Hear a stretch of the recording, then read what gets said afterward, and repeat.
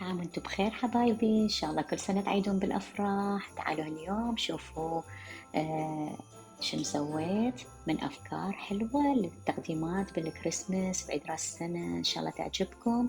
طبعا هاي الفكرة من اختراعي، ويا ربي تكون عجبتكم، وتابعوا للنهاية حتى تشوفون التفاصيل بالكامل. لا تنسون لايك وشير وتفعيل الجرس حتى يوصلكم كل جديد من مطبخي، مطبخ أكلات ومنوعات أشواق في أمريكا.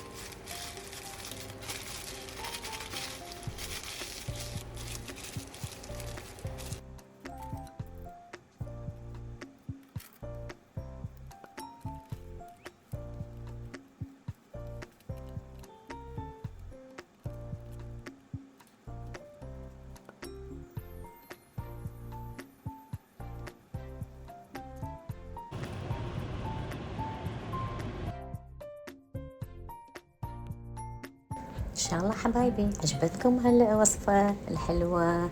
يا ربي كل سنة انتم بخير. شوفوا الأشكال الحلوة اللي صارت عندنا. سويت نجمة، سويت الحذاء مال بابا نويل، سويت الشجرة، وشوفوا شلون أشكال طلعت حلوة. سويتها طبعا بالفستق عبيد وجبة، ووجبة سويتها بالجوز. ايش قد حلوة الأفكار، ايش قد حلوة الفيكات، ونقدمها لحبايبنا اللي يجونا، أحبابنا اللي يجون يعيدونا بالعيد. إن شاء الله عجبتكم الفكرة، وكل عام وأنتم بألف خير. تمنياتي للجميع بالصحة والعافية وراحة البال، ويا رب شيل كل وجع من قلوبنا وريح بالنا، ويا رب سلام سلام لكل اللي يسمعنا، واللي كل اللي وصل بهاي الفيديو بهاي المقطع. الرب يفرح قلبك ويفتح أبواب كلها للخير والبركة وراحة البال قدامك يا ربي. ميري كريسمس للجميع، وينعاد عليكم بالصحة والعافية. إن شاء الله عجبتكم الوصفة. لا تنسوني باللايك والشير تفعيل جرس، كومنت حلو مثل قلبكم الحلو، حتى الرب يفتح أبواب الخير قدامكم. وشكرا للمتابعة.